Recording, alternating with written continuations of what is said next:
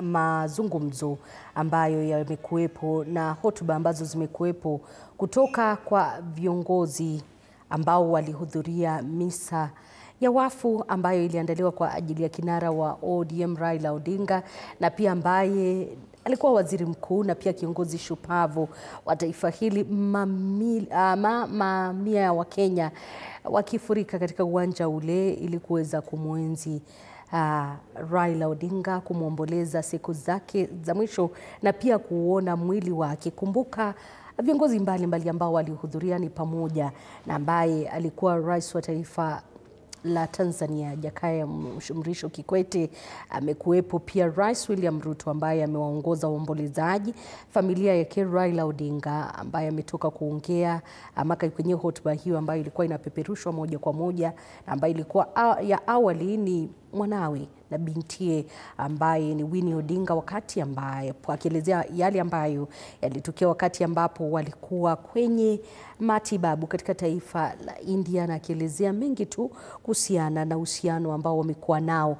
Lakini la mno ni kwamba zilikuwepo hotuba ambazo zilisisimua, ikiwemo hotuba ya kasisi ambaye alizungumza siku hii ya leo na ambaye aliwahutubia na kuhubiri katika ibada hiyo ya misa ya wafu, Kasisi David Okida ambaye ameelezea mengi zaidi kuhusiana ambaye ameelezea mengi kuhusiana na safari ya maisha ya Raila Odinga, mtu ambaye hakupenda ufisadi, akitoa wito kwa Wakenya na viongozi kwa jumla kuwa wale ambao wanaiga mfano, na akitoa changamoto kwa viongozi kuhakikisha kwamba mikono yao haipo kwenye mali ya umma. Kumbuka hayo yote tunaendelea kufuatilia, na wakati huu ni kwamba Wakenya wameendelea shughuli ya kukamilika ya mwisho ya kuona mwili wa Raila Odinga, wakati ambapo pia unatarajiwa kuelekezwa katika makafani yali tofauti na ilivyokuwa kwamba angeelekezwa nyumbani. Ni mipango ambayo baadaye ambaye ni mwenyekiti wa kamati ya mazishi ambaye ni naibu wa rais Profesa Kithure Kindiki anatarajiwa siku ya leo saa 12:30 kuelezea hatua ambazo zitakuwa zikipigwa na kuelezea mengi zaidi kuhusiana na mipangilio ya hapo kesho, ambapo Wakenya wataruhusiwa pia katika kaunti ya Kisumu ambapo mwili wake utasafirishwa hiyo kesho. Wataruhusiwa kuona mwili huo. Natumai pia kutakuwepo na shughuli za kuomboleza, mazungumzo kutoka kwa viongozi mbalimbali na mwanahabari wetu Apollo Kamau ambaye amekita kambi huko Violet Auma, miongoni mwa wengine. Wote kwa pamoja watakuwa wakitujuza yale ambayo yameendelea. Kumbuka hotuba ambazo zimekuwepo ni kutoka kwa Rais William Ruto, naibu wake Profesa Kithure Kindiki, na pia aliyekuwa rais wa taifa hili wa 4 Uhuru Kenyatta. Hotuba yake ikisisimua zaidi na akishabikiwa pale, akipokelewa kwa mbwembwe zaidi katika ukumbi ule wa Nyayo ambako walikuwa wanazungumzia ama wanaomboleza Raila Odinga. Wakati huo viongozi wa upinzani licha ya kuwa walifika, tofauti ni kwamba hawakupata nafasi ya kuzungumza, japo wanasema wale waandalizi na baadhi ya viongozi kwamba hii leo ilikuwa ibada ya hadhi ya kitaifa, na ni baadhi ya yale ambayo kuanzia sasa kuendelea tutakuwa tukichambua na Arnold Maliba ambaye ni mwenyekiti kinara wa chama cha PRP, wote kwa pamoja, yeye na wengine ambao baadaye tutakuwa tukiangazia mengi. Lakini kwa sasa nimkaribishe studioni, najua sijamuona kwa muda. Karibu sana Arnold, najua pia wewe umekuwa katika zamu ya maombolezo, manake pia umekufanya kazi karibu na kinara wa ODM Raila Odinga. Asante sana. Nimefurahi kuwepo hapa leo. Imekuwa muda mrefu kidogo sijakuwa nikifanya televisheni, lakini baada ya kupata habari za kuwa kinara wa Azimio Raila Odinga ametuacha, ikakuwa sasa ni lazima tukubali mwito, tukiitwa tuje pia sisi na tuweze kushiriki maisha yetu na mawazo yetu kulingana na vile tulivyomjua, na labda pia kuhusika naye hapa na pale. Kwa hivyo nimefurahi kuwepo. Msiba wa Raila Odinga ni msiba wa kitaifa. Kwetu sisi mara mingi tungependa hasa kujiangalia ama kujilinganisha na wanawe Raila Odinga. Raila ni baba sio tu wa kina Winnie na Raila Junior na Rosemary na Fidel na wengineo, lakini amekuwa baba kwa wengi sana, na ninadhani kwa sababu wanaye Raila wale biological children wale ambao aliwazaa, sidhani labda walikuwa anamuita baba, labda walikuwa anamuita dadi na mambo kama ingine. Baba ni jina ambalo alipewa na Wakenya wa kawaida, na unajua unaweza babako anaweza kukupatia mwelekezo, na support yako kwa baba yako mara nyingi huwa Kiafrika inakuwa unconditional. Ndio mara nyingi baba yeye alikuwa ule kiongozi ambaye tumekuwa na yeye. So kuondoka kwake of course kuna sheria nyingi sana. Mimi nilikutana na Raila mara ya kwanza kabisa kwenye maandamano. Siku yangu ya kukutana naye karibu kabisa hivi ilikuwa kwenye maandamano, na maandamano hayo ni mimi nilikuwa nimeyapanga. Wakati huo alikuwa ni waziri mkuu. Wakati huo mimi na vijana wengine tulikuwa tunajaribu kusukuma ili tuweze kupata baraza la vijana, uchaguzi wa kwanza kabisa wa baraza la vijana nchini ufanywe. Sheria ilikuwa imepita, lakini kidogo tulikuwa tunasumbuana kotini. Tukafanya maandamano pale Harambee Avenue. Akikuja unajua during the post-election violence, not post-election violence, wakati ule wa serikali ya nusu mkate, wakati huo pale kwa ofisi yake ilikuwa ni kama uwanja wa maandamano. Kulikuwepo na maandamano nje ya ofisi ya Prime Minister literally every day. Siku ya zamu yetu kuwepo katika pale hapo, akaja akafika hapa, akapata tuko hapo, akatuambia shida yenu ni nini? Tukamwambia tuko na petition, basi chagueni viongozi tupatane juu. Tukamwambia sisi hatutaki kukutana kwa boardroom, tuko hapa tutasoma petition yetu hapa, hatutakupatia tu, tutaisoma tukimaliza alafu tukupe. Na wakati huo kidogo tulikuwa na utundu. So tukamchukua mmoja wetu ambaye kidogo alikuwa na stama, sijui kigugumizi kiasi. Tukasema watu wametusumbua sana, so tutawapatia mtu ambaye ako na kigugumizi kiasi, achukue nafasi hiyo. Na nitamtaja tu jina. Alikuwa rafiki yetu Benson Musungu, ambaye baadaye kutokana na mkutano huo alienda kukuwa director wa youth wa ODM. Kupitia huo mkutano hapo hiyo siku hiyo. So siku yangu ya kwanza kabisa ni siku ya nimetengeneza maandamano. Msungu pia akawa anakutana naye hapo kwa mara ya kwanza. Baadaye Msungu amekuwa director wa youth wa ODM youth. Nilimuona akiomboleza. Na baadaye sasa tena kwa sasa nadhani ni director wa special programs. Hiyo ndio ilikuwa wakati. Baadaye of course nilikuja baadaye kumjua zaidi, kufanya naye kazi. Wakati ule nilikuwa National Youth Council, na nikawa kwa campaign za 2017 back end office, na bado nikasimama. Kwa hivyo nikamaliza nikawa na uhusiano na yeye wa karibu kiasi. Shikilia hapo, manake naarifiwa na stahili kuelekea kule Bondo ambapo viongozi wanazungumza, na kwa sasa ni waziri wa kawi Opiyo Wandayi ambaye anaarifu mengi zaidi kuhusiana na mipangilio ya mazishi. Ready to receive guests who will be coming to mourn with us. And I'm also happy that Siaya County is proud to give Baba a befitting send-off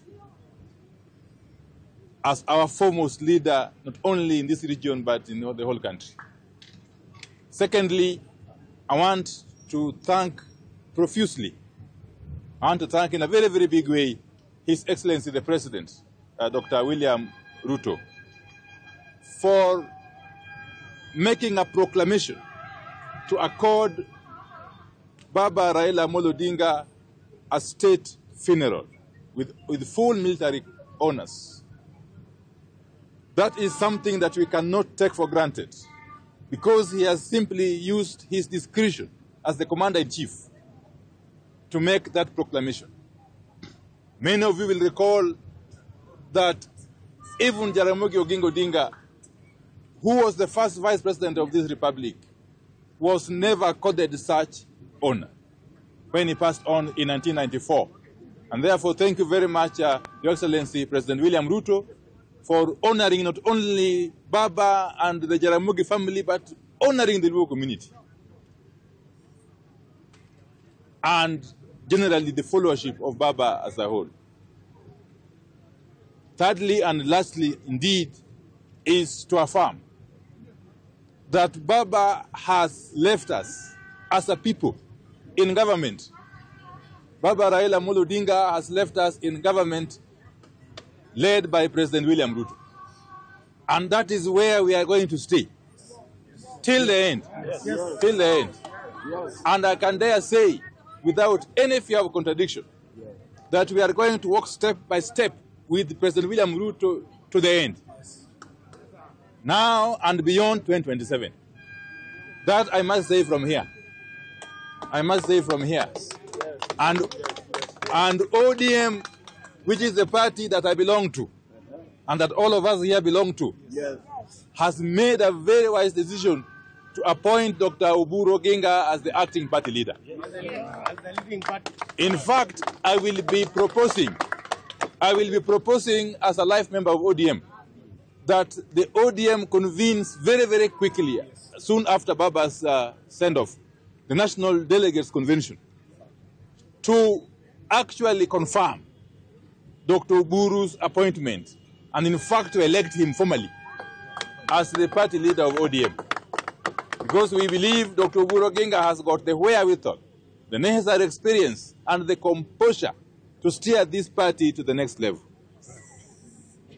whilst working closely with our partners in the broad-based government, who are UDA, led by President William Ruto. So I want to remove any doubts whatsoever from whomsoever's mind that this region will remain intact. This region is going to remain intact within ODM and is going to get leadership and direction from the party leader, that is Dr. Oburu Oginga, going forward. Youth leader. So that is like and finally, as we send off Baba on Sunday, we shall be receiving very many guests who are coming from outside Siaya County. And some will be coming from outside Kenya indeed. So we expect our people to accord our guests, all of them, without exception, the necessary hospitality for them to feel at home. We want this funeral to send a very strong message, not only to Kenya but to the whole world, that we, the people of this region, remain united, remain organized, and remain committed to the ideals that were espoused by Baba Raila Amolo Odinga. So thank you very much. Yeah. Is there a question, please? A quick one. Yeah. My name is Wycliffe Okech from KBC. We've had public viewing in Nairobi, and there's one also slated in Kisumu tomorrow. Could you please assure people that there will be public viewing in Kisumu, and probably tell us if there are similar arrangements in Bondo? I don't want to speak on behalf of the committee, because there's a committee in Nairobi co-chaired by Dr.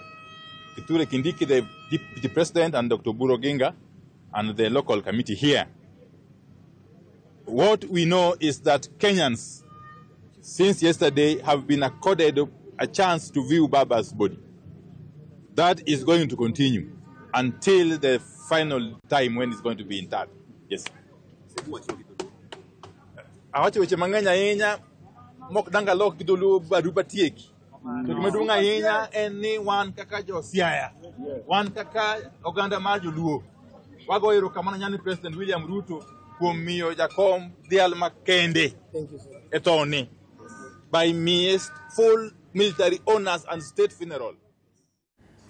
Bila shaka huyo ni waziri wa kawi Opiyo Wandayi, ambaye anasema kwamba ni kuweka paruanja masuala ambayo yatakuwepo yakiendelea ya kisiasa katika ukanda huo wa Nyanza, akishiria kwamba eneo hilo litasalia ndani ya muungano wa broad-based na hawabanduki, kwani hayo yalikuwa matakwa yake kinara wa ODM Raila Odinga katika ushirikiano wake na serikali, kiashiria kwamba kuanzia sasa dakika hii hadi kuendelea ushirikiano huo utakuwa tu sio kidogo bali dhabiti jinsi ya ilivyo. Hayo ni maneno ya Opiyo Wandayi kama umemsikiza kwa makini, akisema kwamba watatembea na Rais William Ruto sio kuanzia sasa tu bali hata mwaka 2027 na zaidi.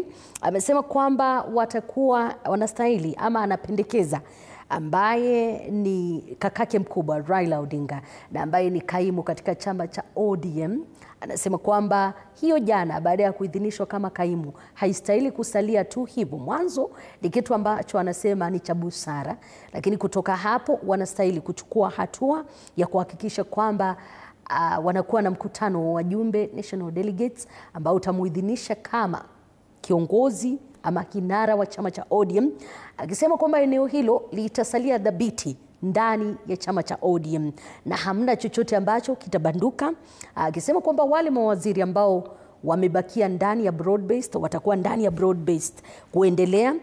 Amesema kwamba eneo la hilo ambalo ni ngome ya Raila Odinga pia wanatarajiwa kupokea wageni wengi, wote kwa pamoja wanastahili kupokea heshima na mwaliko na kukubaliwa kama kiongozi yeyote katika taifa hili la Kenya kutoka pande zote, na wameomba pia kuwepo na utulivu wakati ambapo hapo kesho kutakuwa na shughuli ya eneo hilo la Nyanza pale Kisumu Kenyatta Stadium, kuhakikisha kwamba wanaona ule mwili wa Raila Odinga, nafasi ya kumwenzi na kumwomboleza siku zao za mwisho kabla ya mazishi siku ya Jumapili.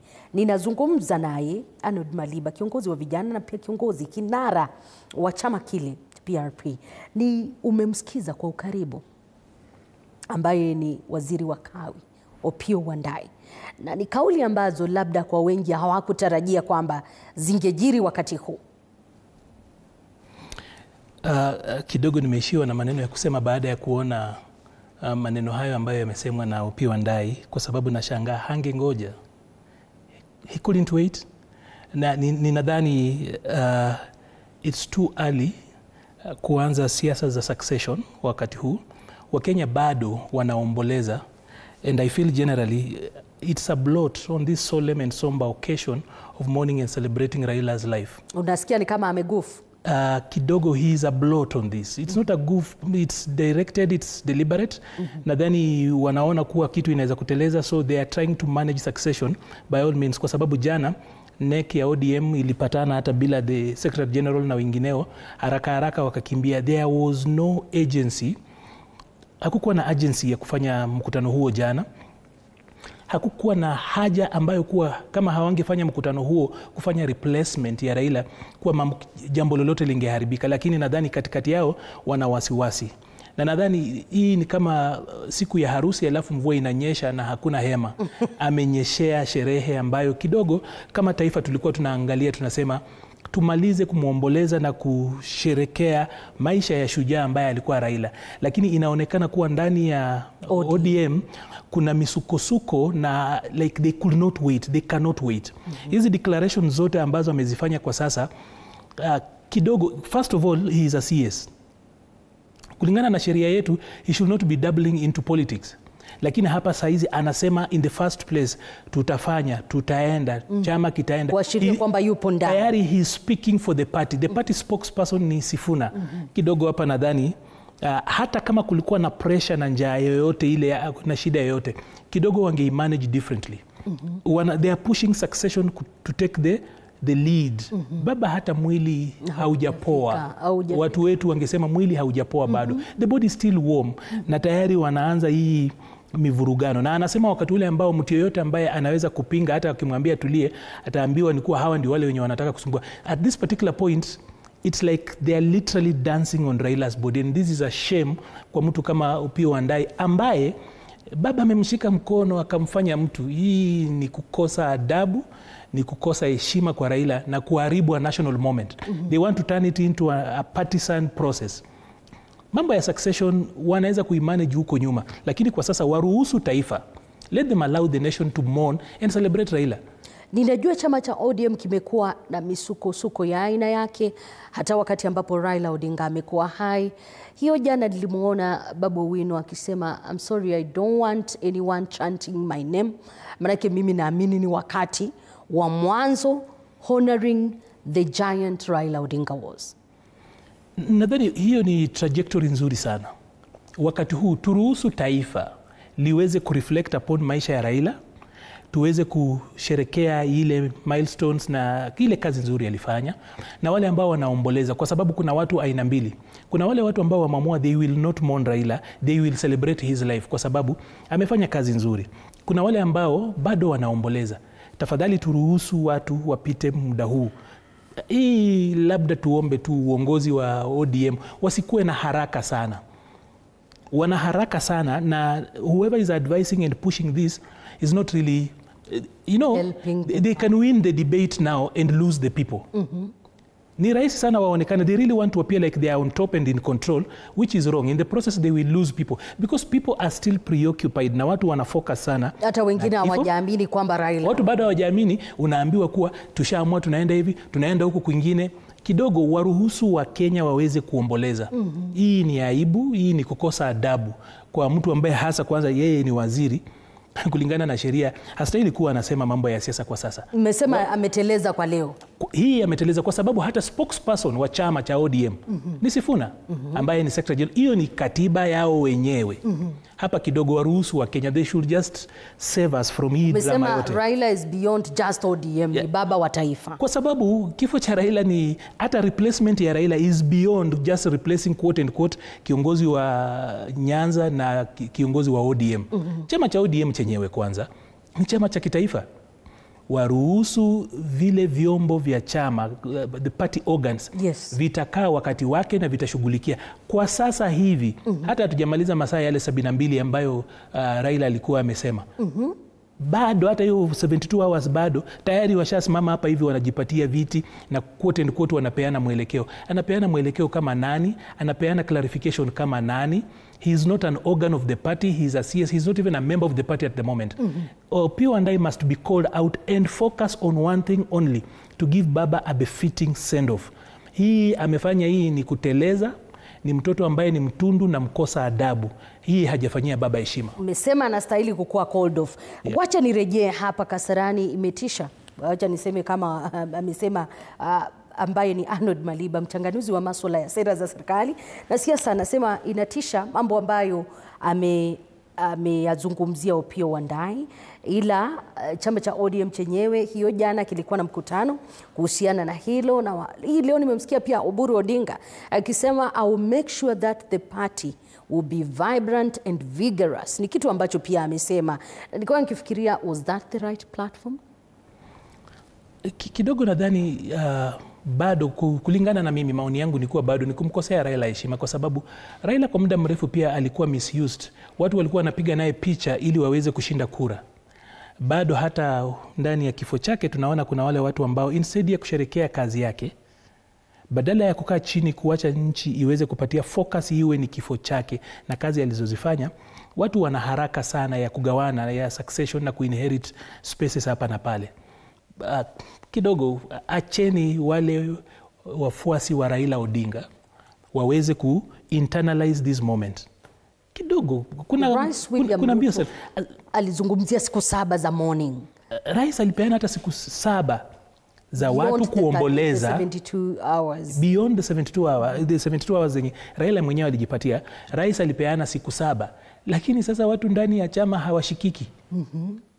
Kuna watu wanahofu kwamba huenda pia wakapoteza should anyone else in the party. Manake pia kulikuwa na sauti kinzani wakati Raila Odinga alikuwa hai. Kuna wale waliosema we know we love Raila Odinga but we do not support chenye kinaendelea ndani ya broad-based. Kuna wale waliosema tupo ndani na tunataka kwenda. Kuna watu wanaofia huenda wakapoteza nafasi zao haswa kwa hii broad-based. Ukiangalia vitendo kama hivi unajua tayari kuna strife na kuna uoga, lakini pia tuwakumbushe tu kibibilia. Biblia inasema kuna wakati wa sherehe, kuna wakati wa majonzi, kuna wakati wa kufanya kila kitu. Kwa hivyo wakati huu mimi ningeomba sana kama inawezekana waweze kuruhusu taifa na nchi iweze kusherekea na kuweza kumpatia kiongozi wa nchi, kiongozi wetu Raila Odinga a decent send-off, a deserving send-off, and not cloud with unnecessary ni kama wanatumia hii moment. If this moment goes away, they will not be in a position to control the narrative na kucontrol the whatever schemes wako nazo. Kidogo waheshimu hayati na waheshimu memory yake na waheshimu wa Kenya pia na supporters wa Raila Odinga ambao hata wengine bado mpaka saizi bado wako in shock. Bado wako in shock, alafu unaanza kuambiwa mwelekeo ndio huu na as in, let us also be sensitive to the other people. I know watakwambia kuwa hao ndio wenye chama, Raila alikuwa anaongoza hiyo chama, kwa hivyo hao wako more affected. Yet kuna watu ambao wamesimama na chama hiki na wakasimama na Raila Odinga kwa miaka mingi sana na hata bado hatuwajui. Nguvu ya Raila ilikuwa ni nguvu ya watu. Tuheshimu watu pia. Yeah. Tuheshimu watu, hivyo ndio unasema. Yeah. Wacha nikurejeshe pale Nyayo ambapo maombolezo yamekuwepo na ibada ya mwisho kuhusiana na safari ya mwisho ya Raila Odinga ambaye ni shujaa katika taifa hili. Wengi wamemwona kama baba, wamemwona kama kielelezo kwa wengi. Amekuwa mtu ambaye sio wafuasi, bali watu wengine wanasema kwamba amekuwa ni kama mtu ambaye wameona kwa miaka mingi kiasi kwamba wanaabudu. Lakini wakati ambapo hayo yote yanatendeka, ninajua zimekuwepo hotuba, lakini vinara wa upinzani na ambao walijitokeza pia, nakumbuka kwamba kinara wa Wiper Kalonzo Musyoka alikatiza safari yake kule London kurejea humu. Martha Karua ambaye alikuwa naibu katika uchaguzi uliopita, kinara mwenza katika uchaguzi uliopita.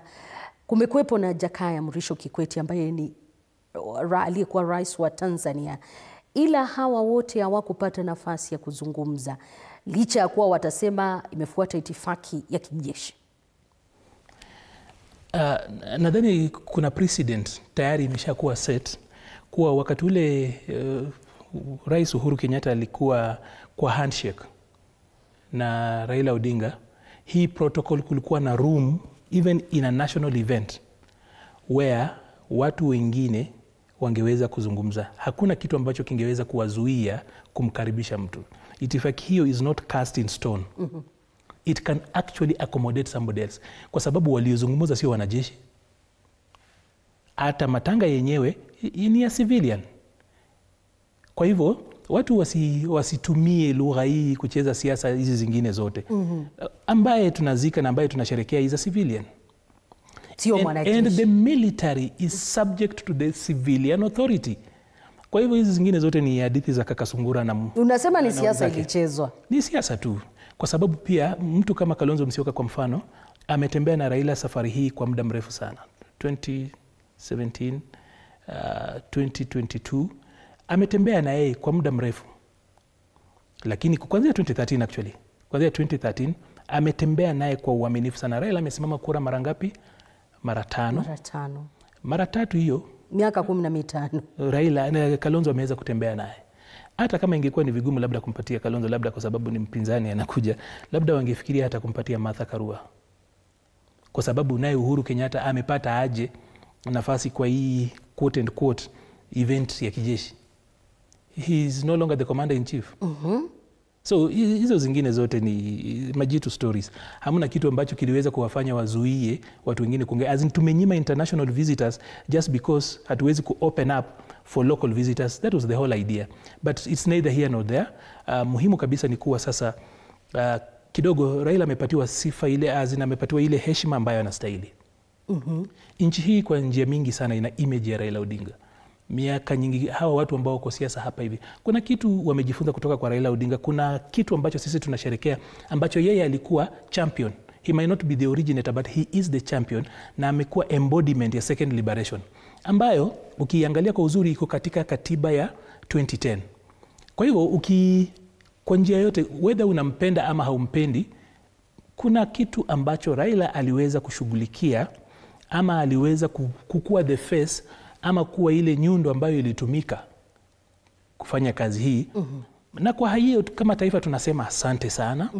Tunafurahia maisha yako. Kama mimi nimesema mimi I will not mourn his death, I will simply celebrate. Because kuna vitu vingi baadaye nilijifunza kwake, nimeweza kuona a lot of what we are doing. Hata hii studio hapa haingekuwepo.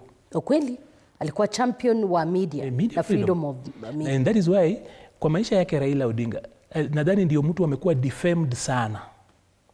Lakini hakuna historia ya hata siku moja Raila kushtaki mwanahabari ama mtu yoyote ama vyombo vya habari ama mtu yoyote kwa kutumia uhuru wa usemaji na uhuru wa wanahabari kumuumiza yeye. Hamna hata siku moja. Kuna watu wengi siwezi kutaja hapa hivi ambao ni viongozi ambao ni watajika, lakini wameenda kotini, wamepata orders kwa sababu ya watu kuweza ku exercise freedom.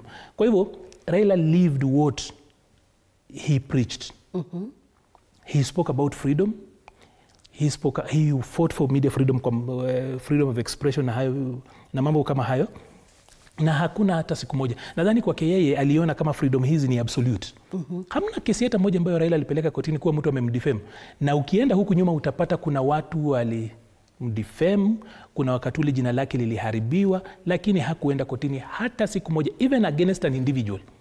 He lived his life, he lived what he preached. Nadhani alijitoa kama dhabihu, na sisi kushukuru tu kuwa amekuwa dhabihu la kitaifa, ametusaidia tukafika hapa kwingine. Kile ambacho tunaweza kufanya ni number 1 kuhakikisha kuwa kazi yake inaendelea, na number 2 ni pia kuheshimu tu memory yake. Tukirespect memory yake tunakuwa nadhani that is as much as we can do for him. Hakuna kingine tunaweza kumfanyia, na kwa sababu by the way hatukukuwa na contract na yeye kuwa atatufanyia mambo yale alijitolea yeye.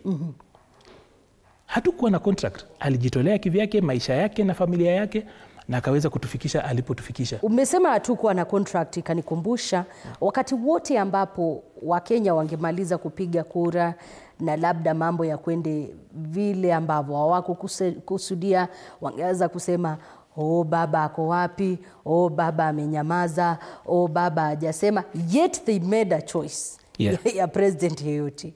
So kwanza tulikuwa na undue expectation kutoka kwake, kwa sababu mara nyingi unachagua hivi na mambo yakienda mrama unarudi kwake. Ni expectations ama entitlement? Ni entitlement. Kwa muda mrefu tukawa ni kama tuko na entitlement ile ya kuwa tutakosa. Ni kama mtoto anajiharibia nguo na ana expect kuwa unafanya nini, utakuja kumpanguza. Kwa muda mrefu sana tulikuwa kama watoto. Let me use that language. Kama as a democracy ama as a country we became like babies.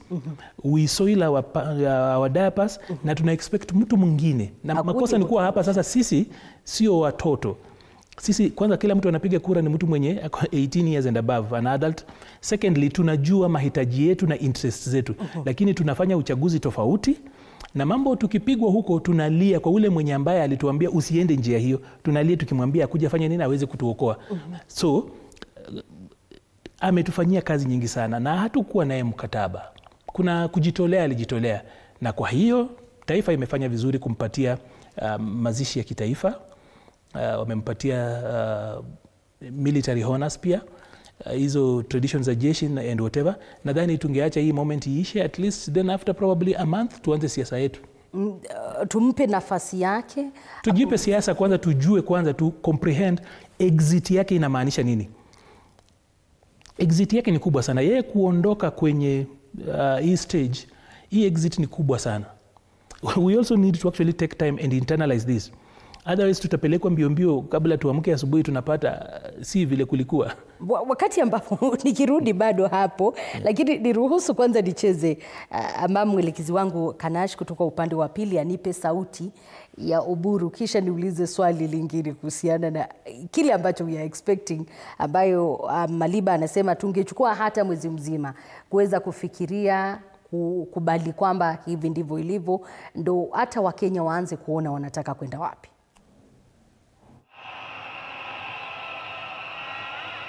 And I want to thank my party, ODM, for making me the acting party leader of ODM, the oldest and the largest party in East and Central Africa. I will take that mantle with vigor, and I must assure you, my colleagues, that I will not disappoint. Even though the shoes of Raila are too big to be filled. But I just want to try my best. I want to try my best. And now... Nasema viatu hivyo ni vikubwa, ajui kwamba itakuwa namna gani, lakini anahakikisha kwamba atavaa, lakini hajui kama itatoshea, ila atajaribu kadri ya uwezo wake. Na ukao ukisema tunahitaji muda zaidi kama Wakenya na wale ambao walimpenda Raila Odinga kujua wanataka kwenda wapi. Lakini wakati ambapo pia tunayazungumzia haya, wao Wakenya ambao wanataka kujua wanakwenda wapi, wengine walijitokeza kwa wingi. Sio tu, nilikuwa nazungumza baadhi ya viongozi na wanasema sio tu kwa kitu kingine, bali kuhakikisha kwamba wanaona kweli ile decision walimake wengine kama ni uongo, wengine hawajaamini kwamba amelala, wengine hawajaamini. Lakini saa hizi tulipo, ndo hivyo unawasikia viongozi jinsi ambavyo wanachukua direction. Najua youth leader Gen Z, na leo ametuonyesha Gen Z mwenzake wajua. Najua youth leader amefiwa, huyu ni ndugu yake. Ukweli. Kwa hivyo kwa haya matanga mimi singependa ni mjibu youth leader. Youth leader. Lakini nadhani kidogo asituharakishe kumove on kutoka kwa morning. Tutashughulikia mambo kama haya. Wale ambao wana rasha haraka kujaribu kupanga hii kazi, that is an act of cowardice. Siasa watu watapangana tu. Kuna kitu nilikuwa nafikiria kabla ya kucheza hiyo sauti. Wakati ambapo Odinga aliondoka. Yeah. Kumbuka pia kulikuwepo na huo mvutano, kila mtu anataka kuchukua nafasi hiyo. Na huyu Raila Odinga ambaye ameondoka, yeah, he fought until he got it. Niruhusu tu niseme hivi kuwa succession ya Raila Odinga ama ya ODM haiko straight. Niliweza kufanya kazi na wale watu ambao wa hiyo age group yake. Wale walikuwa wanaitwa young tax. Sitamtaja jina, kuna wengine unaojua. Na aliniambia siku moja kuwa Raila Odinga hakukuwa hata top 50 ya wale watu ambao walikuwa wanaonekana wanaweza kumsucceed Jaramogi Odinga. Raila mwenyewe hakukuwa top 50. Watu kama Gitobi Manyara walikuwa mbele, watu kama Mahisa Kitui, kulikuwa na watu wengi. Leaders wenyewe walikuwa Anyang' Nyong'o, James Orengo, Wamalwa. Hata Wamalwa aliweza kushinda kukuwa party leader wa Ford Kenya baada ya Jaramogi kuondoka. So ukiangalia kwa ile list ya succession, hakukuwa karibu vile. Lakini Wakatoliki, kuna msemo ambao unahusishwa na Wakatoliki, unasema kuwa whoever goes to the Sistine Chapel ama kwa conclave, wakati wanaenda kwa kumchagua pope, whoever goes to the conclave, a pope comes back a cardinal.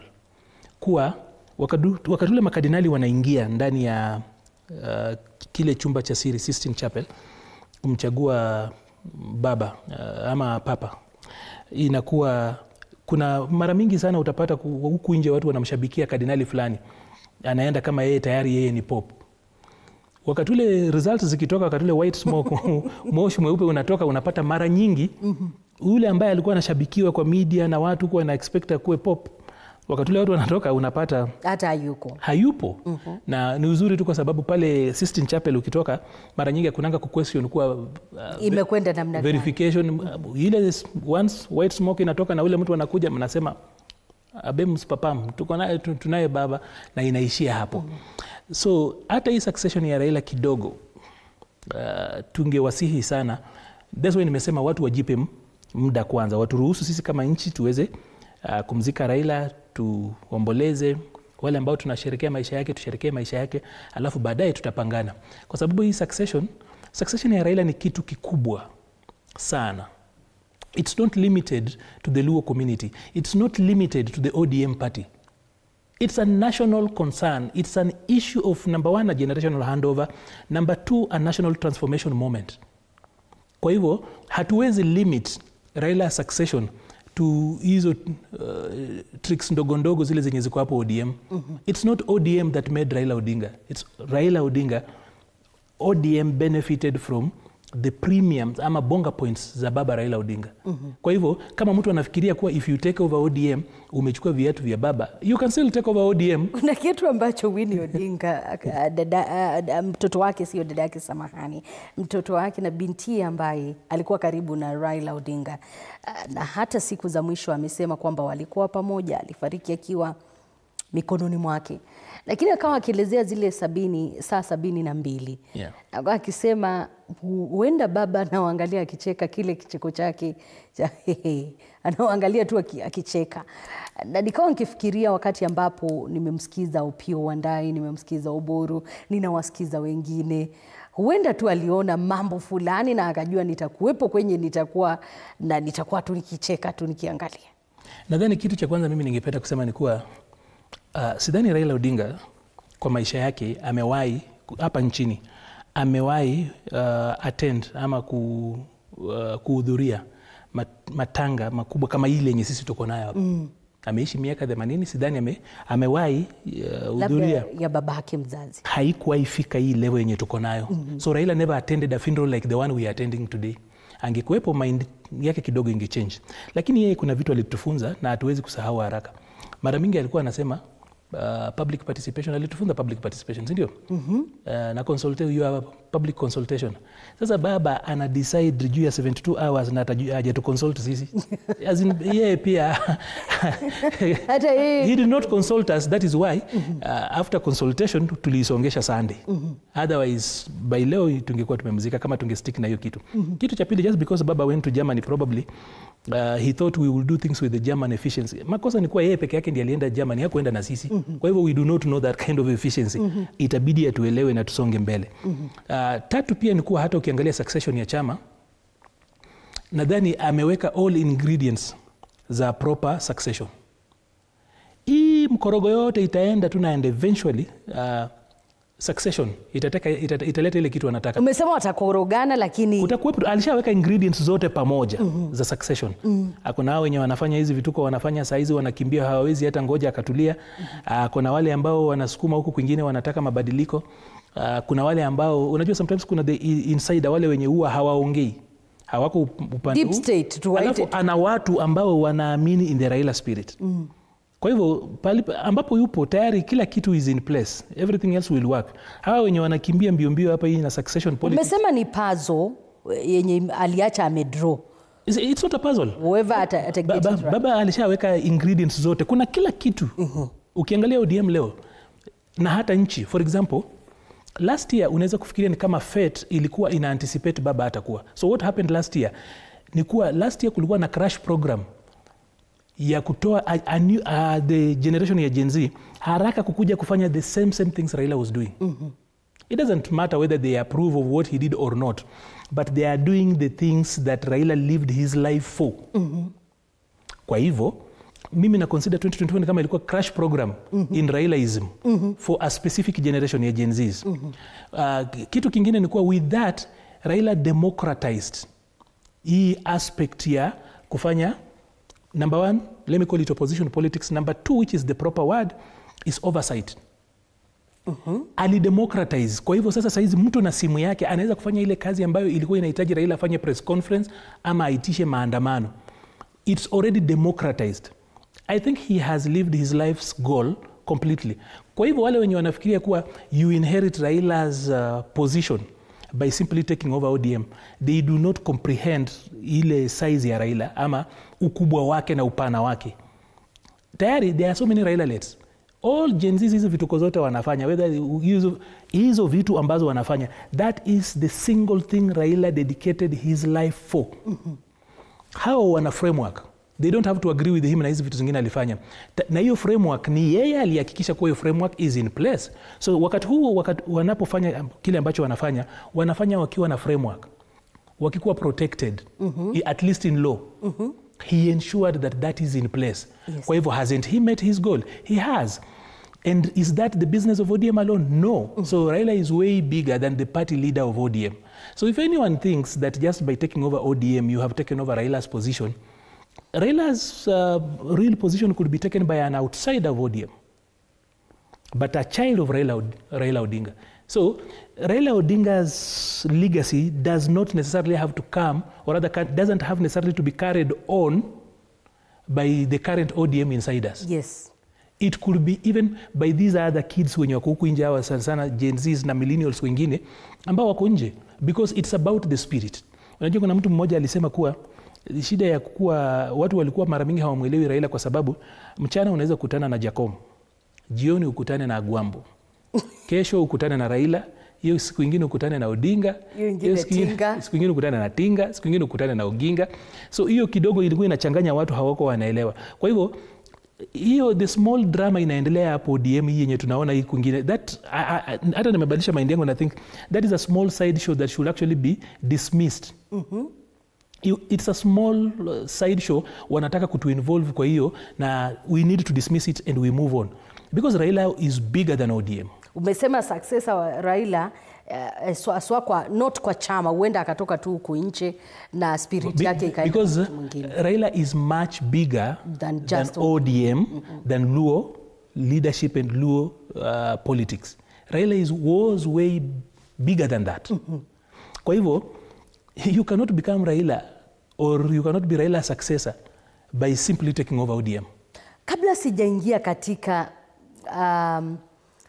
hotuba yake rais mstaafu na rais wa 4 wa taifa hili, kuna hotuba ambayo katika mitandao imewafurahisha wengi, na ni hotuba ya Kasisi David Kodia ambaye amezungumza siku hii ya leo, na ningependa tusikize baadhi ya yale ambayo alisema, kisha nitaingia katika masuala mengine, lakini kuna baadhi ya yale ambayo aliyazungumzia kwa kina kuhusiana na mtu aliyekuwa Raila Odinga, safari yake, baadhi ya yale ambayo aliamini kama kiongozi, na siku za usoni, vitu ambavyo wale ambao ni viongozi wanastahili kushabikia.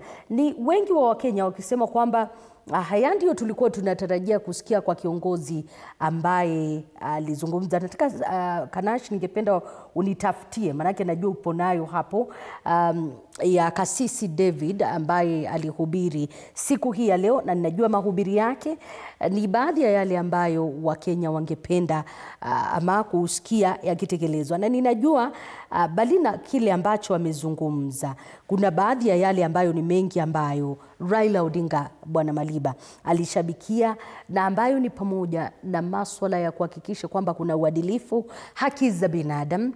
Na nikimsikiza Rais William Ruto bali Rais mstaafu Uhuru Kenyatta, alisema hatuwezi kuanza kusahau yale ambayo, iwapo hatutapata hiyo ya kwanza, ningependa tuende basi kwa hotuba yake Uhuru Kenyatta ambaye ni rais mstaafu, kisha tuchambue mawili matatu kutoka pale, kisha tutarudi kwa Kasisi ambaye wengi wa Kenya wamesikia sauti zao ndani yake, na mahubiri ambayo yanatajwa kuwa mahubiri ambayo yalifaa kwa ajili ya kinara kama Raila Odinga. Nimekuja kuomboleza rafiki na ndugu, lakini siwezi nimalizie nisiposema ya kwamba hata kama leo tuna huzuni na tunaomboleza, lazima kama Wakenya tuchukue nafasi hii, kwa sababu Raila hangeweza kutenda yale ambayo alitenda kama angekuwa amesimamiwa na mama nguvu wa kazi, Mama Aida Odinga, na watoto wake Rosemary, Junior, Winnie na familia yake yote. Kwa Wakenya tunawashukuru kwa kutupatia Raila atumikie nchi, na kwa kumuunga mkono ndio awe na nguvu ya kututumikia sisi wote. Kwa hivyo ndugu yangu, ni kuombee kwa Mwenyezi Mungu akurehemu, akulaze na amani na wenzako, ukijua ya kwamba twakumbuka wewe, na yale ambao umebakisha tutaendelea nayo, na familia yako sasa imekuwa yetu, na tutaendelea kuwalinda na kuwachunga na kusimama pamoja nao kwa wakati wote. Tofauti ya wale viongozi wengine walizungumza leo, Arnold, ni kwamba Uhuru Kenyatta ameshabikiwa pakubwa na Wakenya. Nikawa nikifikiria huyu ni ule Uhuru Kenyatta ambaye Wakenya akiondoka walikuwa wanamwangalia wanasema hatumtaki wengine. Lakini leo ukisikia jinsi ambavyo wameshabikiwa, kuonyesha kwamba kuna kitu ambacho wamekosa ndani ya uongozi wa leo. Kwanza kabisa ni kuwa Uhuru Kenyatta hakuweka effort yoyote kwa hii speech. He did not have to use brain. He did not have to put in any effort. He just showed up to mourn his friend and did it from his heart. Hiyo tu.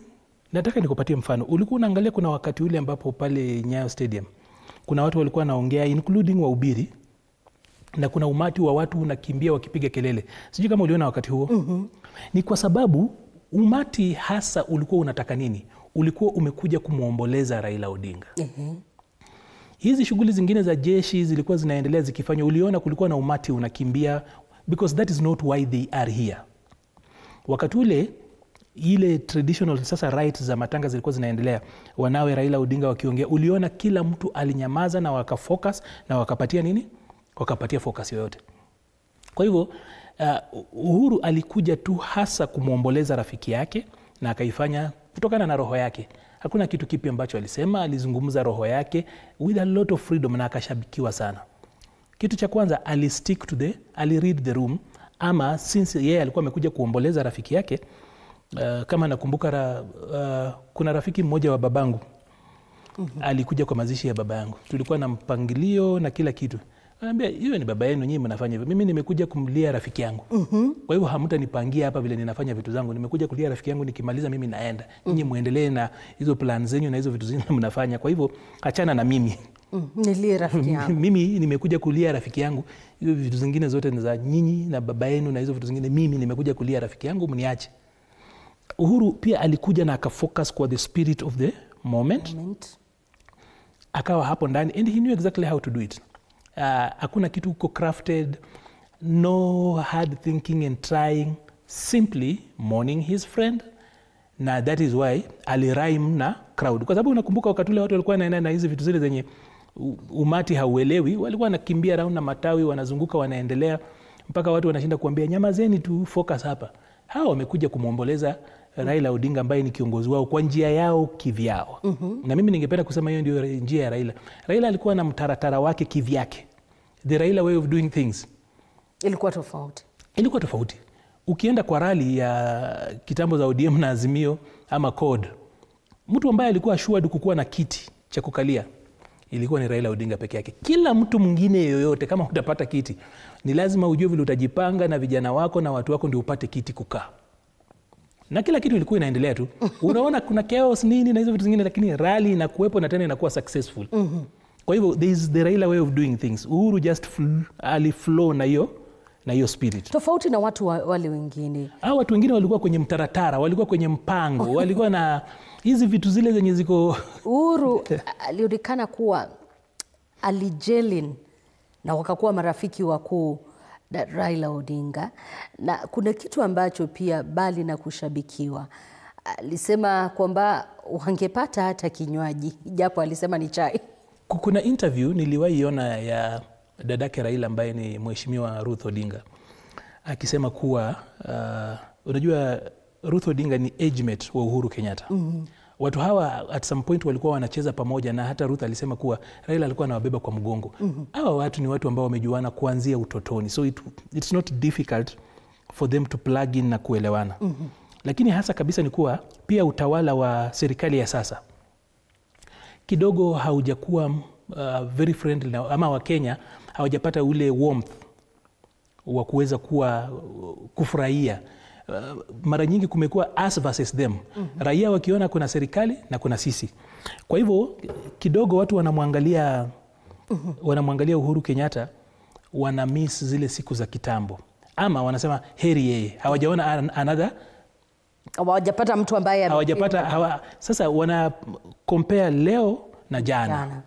Na jana kwa sababu ilikuwa na afadhali, tukiona any reflection ya jana tunapiga makofi, kwa sababu tunasema leo ni kugumu lakini jana kulikuwa kuzuri. So ukiona reflection ya jana kwa kioo kidogo, unakuwa na ule na kuchangamka kidogo na uchangamfu. Kwa hivyo kuna hayo mawili. Yes. He stole the show. Ilikuwa rahisi kwake.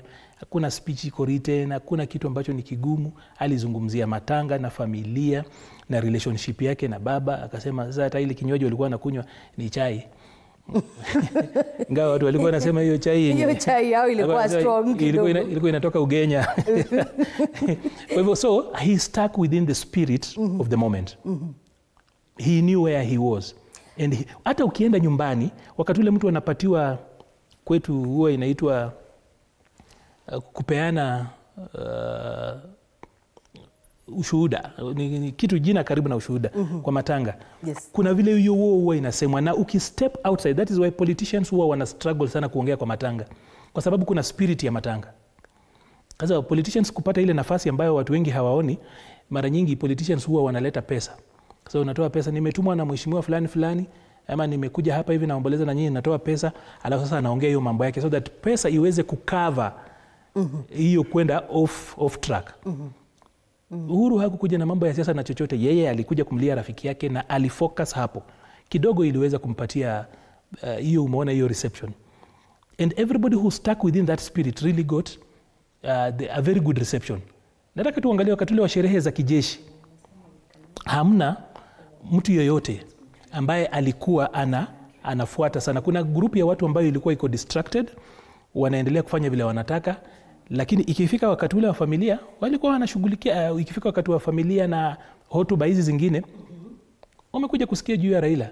Hizi zingine mahubiri na hizo vitu zingine kidogo zilikuwa zinawachanganya na hizo ila kasisi wale walipata standing ovation kwa sababu alizungumza mambo ambayo yanahusika na ile fight ambayo Raila alikuwa. Just remember that the topic ya leo ama the bana ya event hii ilikuwa Raila Odinga na maisha yake.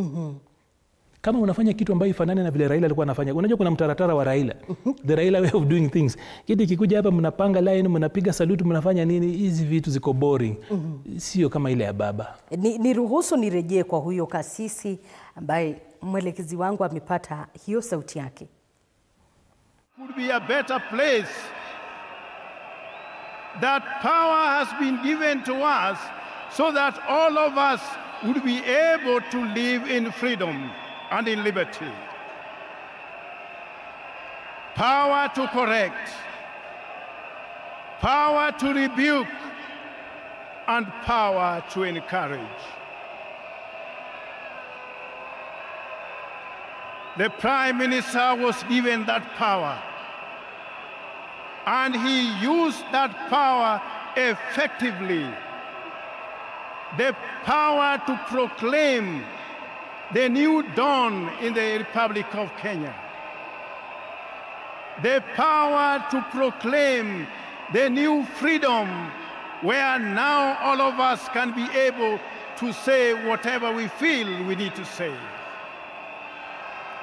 The power to proclaim liberation of mankind from the state of fear to the state of boldness. Being given the power to proclaim. All of us, in one way or the other, we have been endowed with that power to proclaim something. When His Excellency is given the power, is also given the power to proclaim certain declarations with far-reaching effects on the entire Republic. Power to proclaim. Ndio hivyo Kasisi David akisema kwamba mambo ambayo alihakikisha kwamba amepigania ni pamoja na kuhakikisha kwamba mambo yanakuwa shwari zaidi katika taifa hili la Kenya. He had the power to proclaim. Lakini la mno alisema kwamba kuhakikisha kwamba Wakenya na viongozi wanaiga mfano wa Raila Odinga, haswa kwa masuala ya kuhakikisha kwamba sio kugawa pesa za ufisadi, sio kuweka mikono yako kwenye kikapu cha serikali, miongoni mwa mengine. Najua ni ujumbe ambao Wakenya walisimama kumpigia makofi kuhusiana na hili. Ni maana kwamba wanahisi gap kutokana na yule walimuona mtetezi katika masuala tofauti.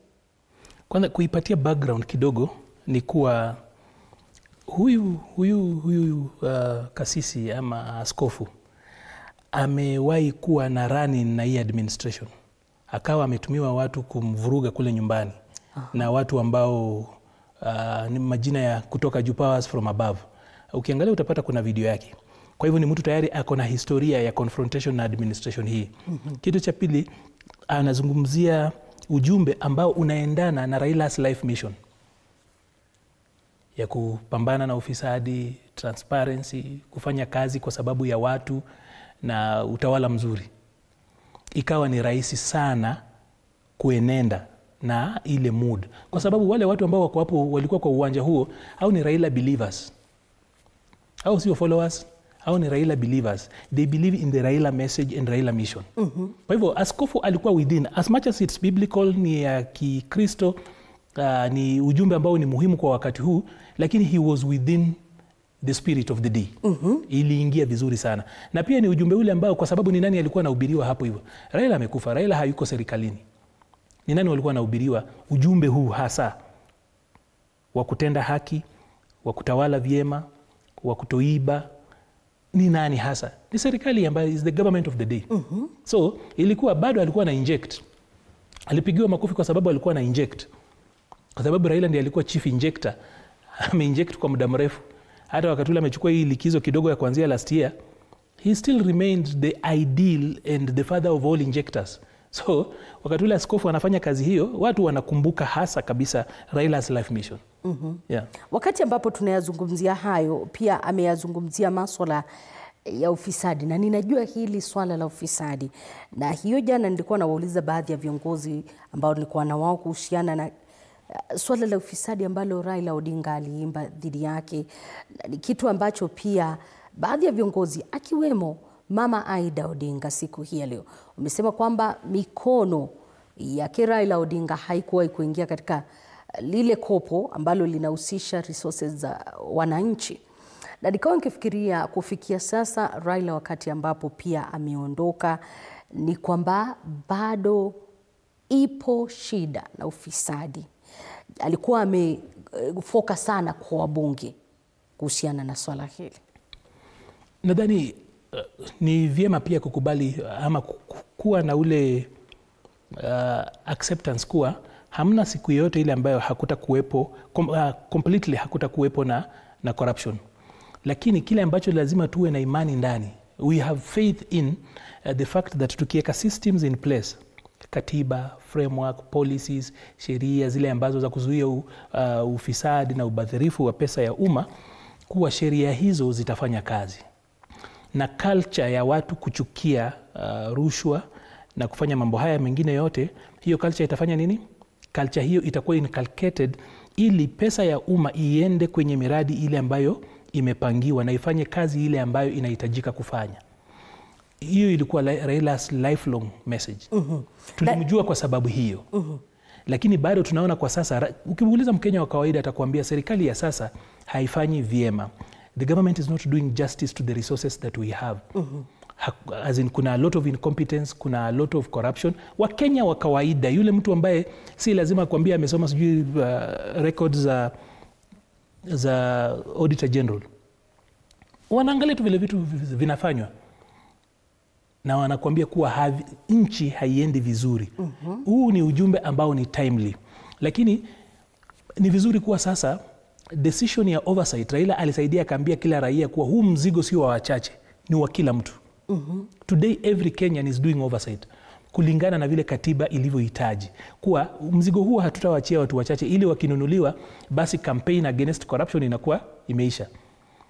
Na nadhani on that particular front we are doing very well. Siku zote kutakuwepo na mtu ambaye anafanya oversight.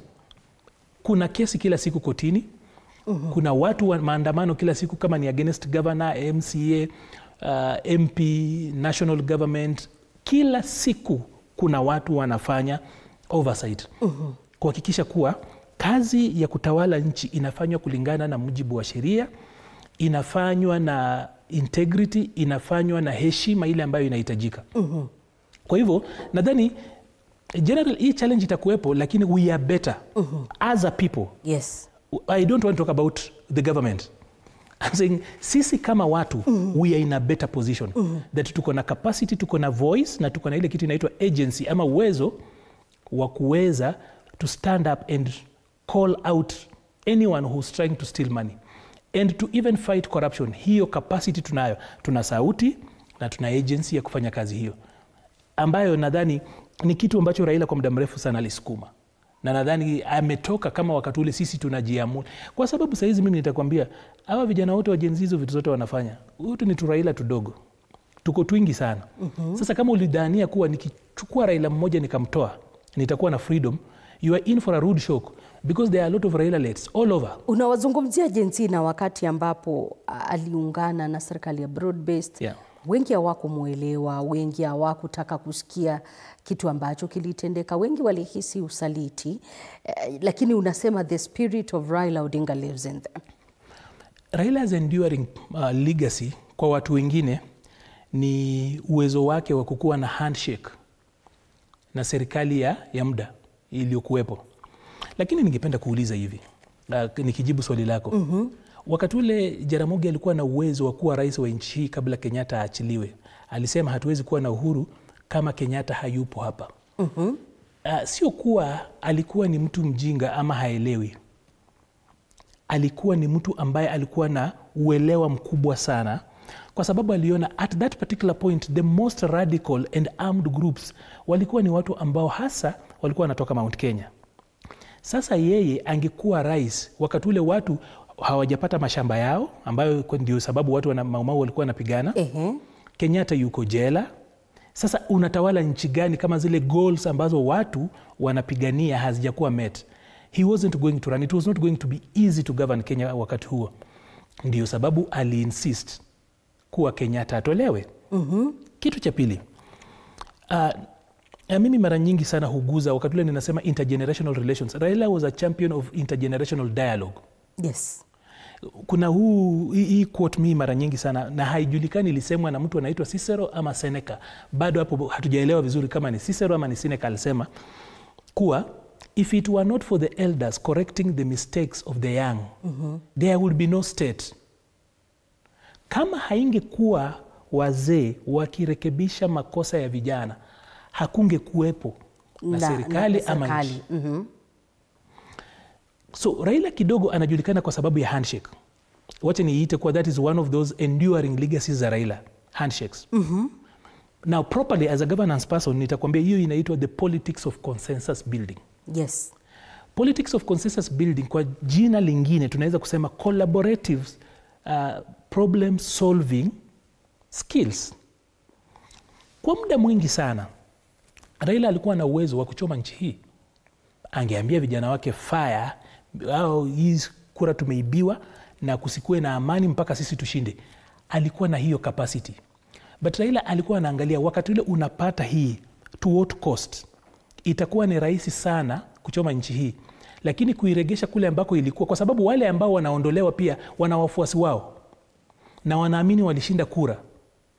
That is why wakati ule vitu zimekuwa vigumu, he would then abandon his ambitions and for purposes of the country anakuja katikati. Of course tumekuwa na memes na hizo vitu zingine zote, lakini watu wengi hawajui collaborative problem solving skills ni kitu cha muhimu sana, because ni nchi unatawala. Hamna siku ile ambayo utakuwa na 100% watu wakikusupport. Na pia Raila nadhani ndani ya akili yake ilikuwa ni, mimi nikiwa rais na nikiwa niko na challenge 50% of the country is not talking to me, I will reach out to the people on the other side. Amekuwa akionekana, kuna kitu umekitaja ukasema kwamba alikuwa na moments ambazo angechukua hiyo opportunity kuchoma taifa, lakini wengi wa Wakenya walimuita baba wa handshake, baba wa, na wakamuona kwa usahihi. Kwa sababu Liz, wacha nikuulize, Moi in all his power and authority alikuwa hana kitu cha kufanya ndio akaweza kuita NDP ijoin KANU kukakuwa na maja? Moi of all the people, na katiba ile ambayo ilimruhusu kufanya vile anataka. Moi did not bring NDP on board for sport. Moi needed capacity. So huyo ni Moi. Wakati ule Kibaki ameenda mpaka ameweka na vice president wake Kalonzo, ikafika pahali akaona hapa hakuendeki. Tumejaribu ujanja wote kila kitu, lakini hakusongeki. So what do we do? Lazima kukuwe na handshake. Kibaki hakukuwa na akili. Wacha tuseme kwa mfano, okay, hii ya Moi ilikuwa by accident. Hii ya Kibaki, alafu baadaye Uhuru Kenyatta bado hakuona kuwa kulikuwa na changamoto. Alishinda kura ndio, alikuwa na majority ya MPs ndio. Wengi walimuona kama mtu, ama baadhi ya watu, sio wengi, baadhi walimuona kama mtu aliyejitakia makuu, na ndio maana hata wengine wakasema kwamba hakutaka kushinda uchaguzi. Mara nyingi hizo ni theories. But Kenya, kwa kizungu tutasema Kenya is a republic, but it's not yet a nation.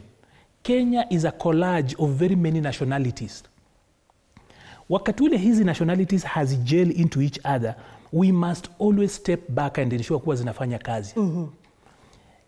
The interests, the reasons why sitting presidents will reach out to somebody, kuna reason. Hata huyu William Ruto akifanya kampeni alisema hakutakuwa na handshake, hakuna nusu mkate, haitakuwepo kabisa.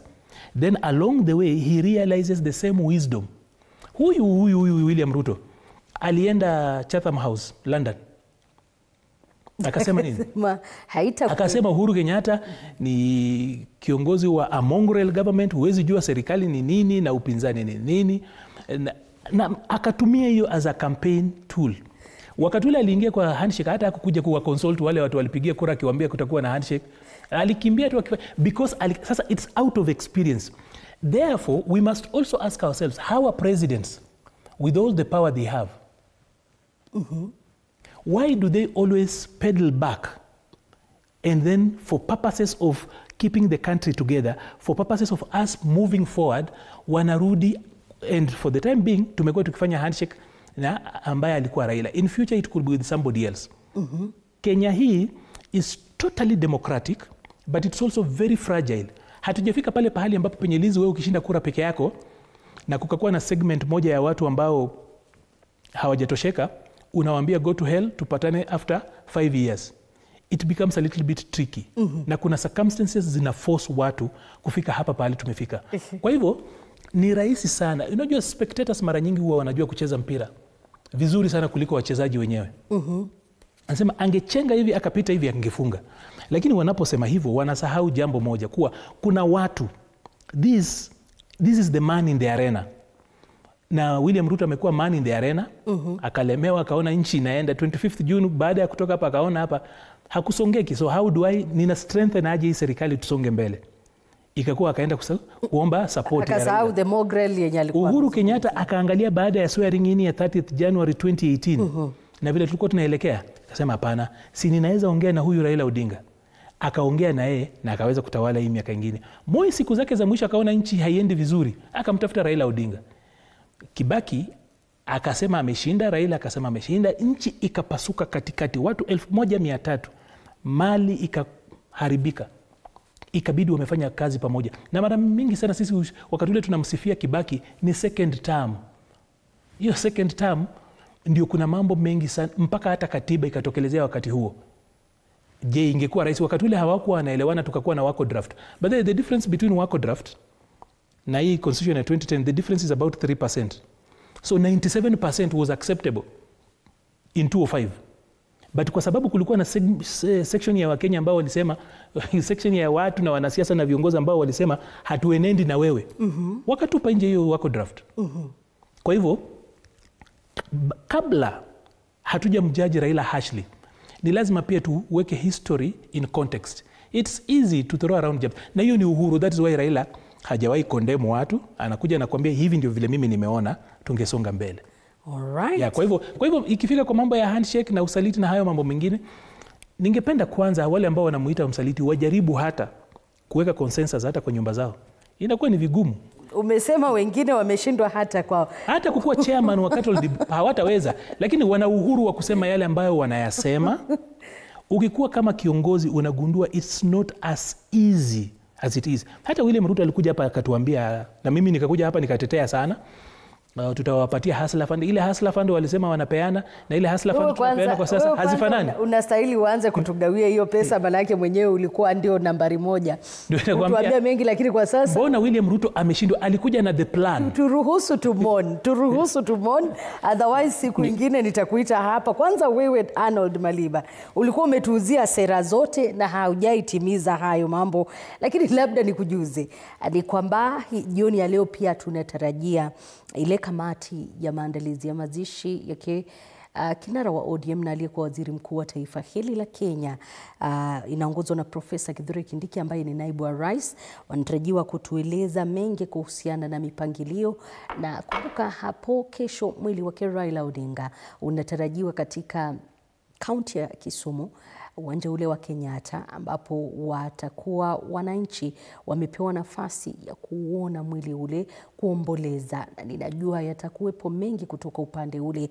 James Orengo ambaye ni gavana wa Siaya Conradhi, pamoja labda seneta wa Siaya ambaye pia ni mwenyekiti mwenza katika kamati andalizi ya mazishi, wanatarajiwa pia kutujuza mengi kuhusiana na mipangilio hiyo, kutakuwa namna gani yanayotarajiwa. Kumbuka itifaki imekuwa ama mipangilio imekuwa ikibadilika muda kwenda mwingine, na haya yanatokana na wingi wa watu, usalama miongoni mwa mengine, na tutakuwa tukisikia baadaye. Wanahabari wetu wapo ange katika kaunti zote 47, wakati ambapo pia tunaendelea kumwomboleza kiongozi ambaye ni wa taifa, kiongozi ambaye ni shujaa sio kwa watu wachache bali taifa lote nzima zaidi, na ye ni baba Raila Odinga, na nitakupeleka kwa ule ama mpangilio wa maisha yake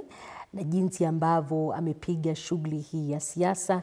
Raila Odinga alizaliwa mnamo mwaka tarehe 7 Januari mwaka 1945 kule Maseno, Kisumu. Alifariki dunia akiwa na umri wa miaka 80, wazazi wake wakiwa ni Oginga Jaramogi Oginga Odinga na Maria Juma Odinga, na ambaye Raila Odinga anatarajiwa kuzikwa humo nyumbani karibu na makaburi yake mamake Juma Odinga. Amekuwa ana mke mmoja, Aida Odinga, ana watoto marehemu Fidel Odinga, Rosemary, Raila Junior, Winnie. Hao ndio watoto wake. Na kumbuka pia Raila ni msomi mkuu na pia ni muhandisi ambaye alipata nafasi ya kusomea uhandisi katika chuo kimoja kule Ujerumani. Na pia Raila katika maisha yake pia alipigana na masuala mbalimbali ambayo yanatuhusu, na ni jambo ambalo lilisababisha yeye kuwekwa kizuizini na kufungwa pasipo kujaribiwa kutoka mwaka 1982 hadi mwaka 1988 kuhusiana na masuala mbalimbali, ikiwemo masuala ya kujaribu kupindua serikali, ni yale ambayo yanaashiriwa kufanywa, na pia amepitia jela sio mara moja au mbili. Lakini pia la mno ambalo linakumbukwa pakubwa miongoni mwa mengine ni kwamba mwaka 1991 Raila Odinga alipigania ule huru wa vyama vingi ambavyo Wakenya wanajivunia siku hii ya leo. Baadhi ya yale ambayo Raila Odinga amehusika kwenye siasa ni pamoja na kuchaguliwa mbunge wa Lang'ata kupitia chama cha Ford Kenya mwaka 1992, mwaka 2001 hadi mwaka 2002 alikuwa ni waziri wa kawi kama ilivyo Opiyo Wandayi siku hii ya leo. Mwaka 2003 hadi mwaka 2005 amekuwa waziri wa masuala ya barabara na miundo misingi ama nyumba ukipenda. Mwaka 2008 hadi mwaka 2013 alikuwa waziri mkuu katika serikali ya muungano baina yake Rais Mwai Kibaki ambaye ni marehemu na rais wa pili wa taifa hili la Kenya, watatu kunradhi. Na mwaka 2018 akaingia katika masuala ya handshake baada ya kushindwa uchaguzi na Rais Uhuru Kenyatta ambaye ni rais mstaafu, ambapo walijaribu pamoja na kubadili katiba kupitia kwa Building Bridges Initiative, jambo ambalo alikufua dafu. Na mwaka 2018 alikuwepo amechaguliwa kuhudumu katika nafasi ya mmoja wa wale ambao ni wawakilishi katika Umoja wa Mataifa, masuala ya miundo misingi na masuala ya kuendeleza barabara na mengineyo. Kwa lugha ya Kizungu tunasema uwakilishi, representative for infrastructure.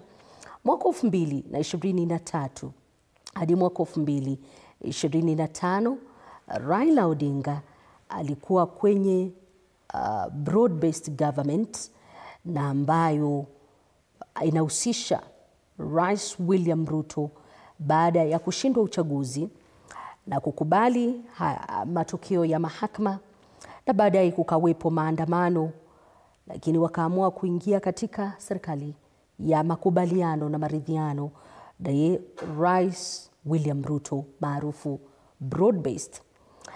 Baadhi ya nyakati ambazo Raila Odinga amewania kutafuta nafasi ya kuongoza taifa hili kama rais wa taifa hili ni mara 5: mwaka 1997, mwaka 2007, mwaka 2013, mwaka 2017 na mwaka 2022.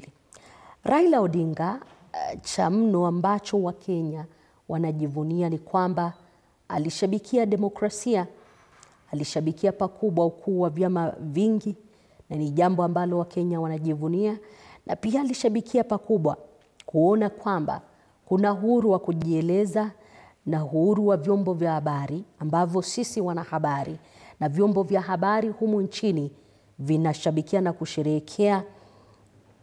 Zaidi ni kwamba alihakikisha kwamba haki za binadamu ni kitu ambacho Raila Odinga hakucheza nacho kwa namna moja au nyingine. Na wakati ambapo nipo hapa studioni na kuzungumza, ninajua tunazungumzia shujaa, kiongozi ambaye wengi wa viongozi wanajua kwamba ukuu wake kufikia haitakuwa rahisi.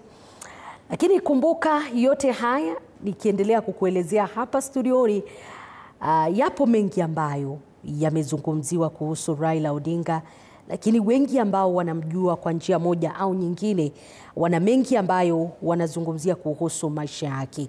Na ninajua tu viongozi mbalimbali wametuma jumbe zao za kumwomboleza. Wengi wamefika humu nchini na wengine pia kutoka mataifa ya kigeni wanatarajiwa kesho na kesho kutwa kwa ajili ya kiongozi huyu. Kumbuka mazishi ya Raila Odinga yanahusisha itifaki za kijeshi na ni mazishi ya kitaifa ambayo yanaongozwa na viongozi wote serikalini. Ni mazishi ambayo ama kufariki kwake Raila Odinga kumewapa Wakenya siku za kuomboleza 7. Bali na hayo pia kumewapa Wakenya nafasi ya kumwenzi na kumwomboleza katika saa 72 kulingana na yale ambayo Raila Odinga alikuwa ameagiza kwenye usia wake. Na bali na hayo pia Raila Odinga na familia yake wana mengi ambayo wamekuwa wakiyashabikia. Hayo ni baadhi ya yale ambayo nitakuwa nikiangazia pamoja na wageni wengine ambao wapo barabarani na Arnold Maliba, na pia tutakuwepo na habari kuanzia saa 1. Na kumbuka pia tupo ange katika kaunti zote 47. Mwanahabari wetu Apollo Kamau yupo pale Kisumu akiwa na wengine, Violet Auma, wote kwa pamoja watakuwa wakitujuza. Nimekuarifu kwamba James Orengo ambaye ni gavana wa Siaya kutoka kaunti hili atakuwa akitujuza, ama tutakuwa tukimsikia kupitia hotuba yake kuhusiana na masuala ya mipangilio ya mazishi ya kiongozi huyu ambaye taifa zima linaomboleza, na pia kamati ambayo ni andalizi ya mazishi.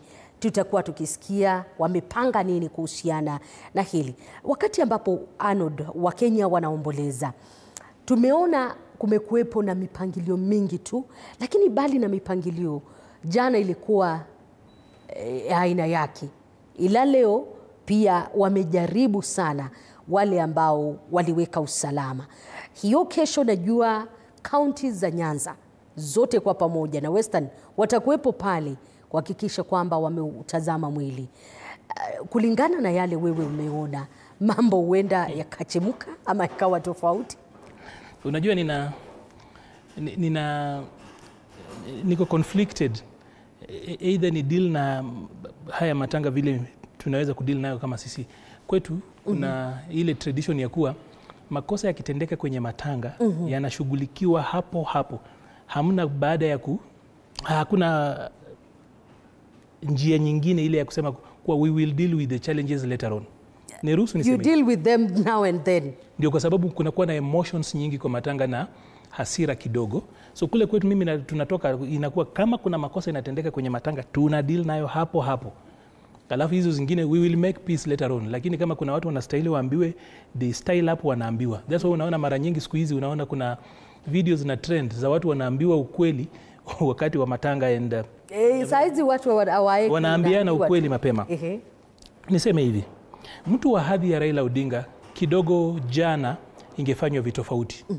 Na niruhusu niseme hivi. Yes. Mimi sikuona haja ya Waziri Murkomen kwenda India. Yeye angebaki hapa, ile zawadi angempatia Raila Odinga kama one of his mentees ni kuwa angebaki hapa akapanga vizuri sana. Najua watakwambia wao kulikuwa na kamati, lakini hii sekta yenye ilifail ni sekta yake Murkomen. The best gift Murkomen would have given Raila Odinga was to stay at home and organize. We will not have, hatungeenda kukua na pahali ambapo watu wanaumia na hata kufa kama ilivyotendeka jana. That was an act of negligence. Mpaka kukakuwa na breach airport. Airside, watu walifika mpaka airside. Unaona boda on the airside of an international airport that has got direct flight to the US. That was a big blunder. Na ule umati ambao ulikuwa pale JKIA, sio umati ule ungesema ungeshinda serikali hii ya leo hii. Tuko na capacity ya kuplan better. Haingechukua zaidi ya masaa 8 ili watu waweze kufanya viewing. Kidogo hakukuwa na mpangilio mzuri. Pia sioni haja ile ambayo Sakaja alipanda ndege akajipeleka mpaka Mumbai. Sakaja hapa angebaki hapa. The best gift Sakaja would have actually given Baba ni kubaki hapa na mobilization, apange na local politicians na kila kitu kikue well done, because Sakaja ako na capacity number 1, ako na enforcement officers ambao wamezoeana na raia, wanajua hizi crowd dynamics na hizi vitu zingine. In fact kama Kanjo wanajua mpaka hostile environment management wanaijua vizuri sana. Hao watu wawili mimi nadhani kidogo. Umesema Gavana Sakaja angebaki Nairobi, angepanga kazi and he has capacity. Yeye ange coordinate local leaders. Ingekuwa ni rahisi, hatungekuwa na maafa na ile sarakasi tuliona jana. Kidogo there was a failure. Nimesema kule kwenye ninatoka kwetu sisi huambiana ukweli kwa matanga, hatungoji because Baba hata kufa siku nyingine. Nadhani viongozi hao wawili kidogo it was not necessary. Murkomen alikimbia kwenda kufanya nini Mumbai? Kama Baba yuko hai, watu wanakimbia kupiga na yeye picha ndio waweze kushinda kura. Hata in death watu wanafuatana kuonekana wako na yeye. They should have done the right thing. So nadhani jana Raila's funeral would have benefited from a better organization from yesterday. Na by the way, mambo yaliyotokea jana, you don't need to be an intelligence person to actually have told that zingetendeka. Raila anapendwa na watu. Kwa hivyo, you would have expected that watu wangejaribu kufanya nini? Kubreach airport. You would have organized better. Hata ungeongea na watu kawaambia, mtungoje kwa hii station na hii na hii na hii tutafanya haya. No one even asked them to stay away from the airport. No one asked them. Hawakuambiwa. No one asked them. Ndio nasema walijua tu we have the access. Yeah, so tayari unajua kuna watu wako na haja ile ya kutaka kuja. No one did anything about it, and that is why specifically I say on yesterday, besides the committee, there are 2 young people who are Raila's sons in politics that should have done better. Nimesema kwetu sisi kwa matanga, kama makosa inafanyika unaambiwa hapo na tunasonga mbele, sio kwa sababu mtu anakuchukia, lakini we think ungefanya vizuri kuliko vile tulifanya jana. Leo kumekuwa na kidogo mpangilio mzuri bungeni, watu wabunge wameweza wakamuona, wabunge na dignitaries wakaweza kumuona vizuri tu.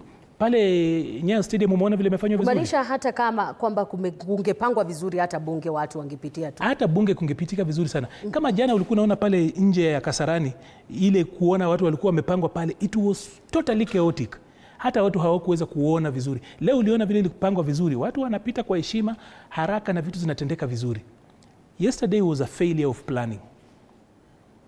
Na watu wasiseme kuwa you cannot plan. Hii nchi iko na vyombo, iko na organs za kutosha. And we always prepare for the worst. So huwezi kutuambia kuwa kwa sababu tulipatiwa 72 hours, that is no. We have got a National Intelligence Service. We have got a National Security Council.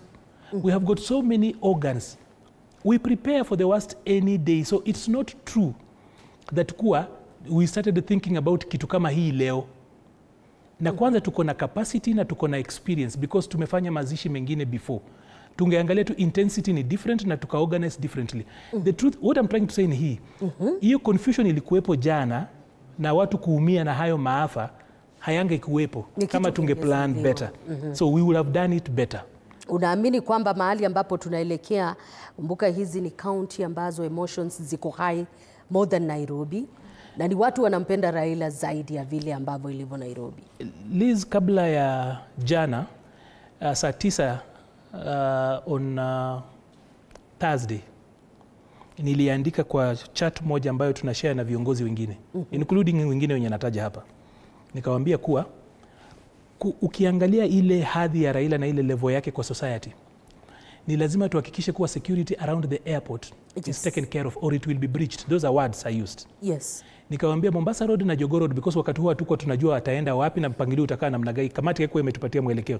Kuambia barabara zile zenye zinatoka airport zinajulikana kulingana na vile watataka kutembea. Outer Ring na Jogoo Road inaweza kuwa na shida na Mombasa Road itakuwa na shida. Tupange vizuri. Tukasema kule ambako utaweka Raila Odinga kama ni Lee Funeral Home, kuweka mwili wa Raila sio kitu cha kawaida. Raila sio mtu ule wa kawaida. Kwa hivyo pale ambapo atawekwa kulindwe vizuri. Tukasema na kwa sababu ya ile kupenda Raila, boma lake pale Nairobi na nyumbani Bondo kushughulikiwe.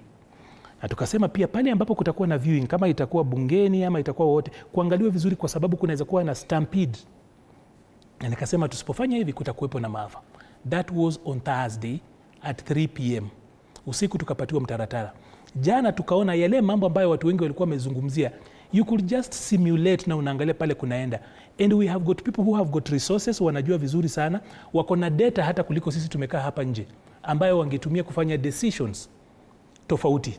Kwa hivyo hata kama tunaomboleza, wale ambao wamekosea waambiwe na tusonge mbele tukiendelea kuomboleza. Tungeendelea kuomboleza vizuri sana. Na unajua kwa nini? Ningependa uangalie miaka 10 iliyopita tulimpoteza Otieno Kajwang'. Nataka uangalie ule umati ulikuwa Kisumu wakati ule mwili wake ulifika pale. Enda tu online uangalie umati huo. Hizi umati zimeonekana Nairobi ni mchezo. Kesho akifika Kisumu, the masses zile ambazo zitatoka, if we can fail in Nairobi hapa, I'm hoping lessons za jana watu wamejifunza vizuri, wa coordinate na local leaders pale na Anyang' Nyong'o, MCAs na MPs, wapange hiyo town vizuri. We do not expect that after yesterday's injuries and death that the same should be repeated in Kisumu tomorrow.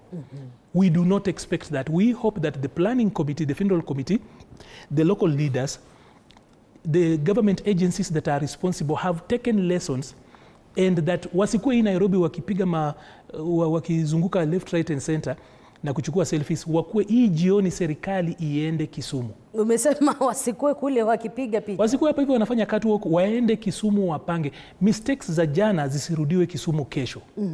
Kwa sababu if they flop tomorrow, then Sunday will be chaotic. Because sasa kutoka Kisumu kuelekea mpaka Bondo, kila kijiji kitajitokeza. Unajua kuna wale ambao wanasema muda ambao upo ni kidogo sana. Tumefanya of course consensus between wishes za baba na zile attributes alitusaidia. Alituambia kuna public participation na kwa sababu hakuwa ametuconsult, tumesongesha by an extra 36 hours. So it's a fair balance. A fair balance. Wishes zake na pia sisi tukipractice ile vitu ambazo alitufunza. So a little bit there is amending his will kidogo so that we don't entirely go out of it. Na pia yeye najua anajaribu kufanya hivi kwa sababu alipeana hiyo direction kwa sababu pia alijua ni mtu anapendwa sana. Just imagine 2 weeks kama kila siku hii nchi inafanyika vile kulikuwa na jana na leo, hakutakuwa na kazi itafanyika hapa. Nadhani baba pia, alafu pia baba pia unajua, besides of him being a political revolutionary, he's also a cultural revolutionary. Yes. So he's also trying to talk to the people and telling them that si lazima tukalishe mazishi muda mrefu sana. Unajua unauliza, kama baba anasema 72 hours, sisi watu wengine wa kawaida tunakaa muda mrefu kwa nini? So it's his way of trying to also change a little bit of what we've been doing. Unajua watu wa kwetu kutoka magharibi na Nyanza wanasemekana wanaweka miili zao kwa muda mrefu sana. Kulingana na mila na tamaduni zetu, hatukuwa tunaweka watu kwa muda mrefu. Ni kwa sababu tulikuja Nairobi na kwetu ni mbali. Ni lazima tuchange pesa. Alafu tukapata kuwa kuna mochari na kuna fridge zinaweza kuweka hawa watu. Kwa hivyo tunachukua muda mrefu. Lakini ukweli ni kwamba matanga traditionally kwetu haingechukua more than 4 days kabla wazike. Okay, ninajua So, baba anajaribu kuturudisha kwa roots zetu. Yeah. Alright, ninajua ni mambo ambayo yanaendelea na tupo hapa kuyazungumzia. Ndio upate kikombe cha maji na mimi niingie katika habari. Ninachukua mapumziko ya dakika 2 tu, kisha turejee hapa tuanze habari rasmi na pia tuendeleze mjadala huu. Lakini kabla hatujaingia hapo, sijui kama mwelekezi wangu anasema kwamba tutaweza kuanzia mahali kabla hatujasonga, lakini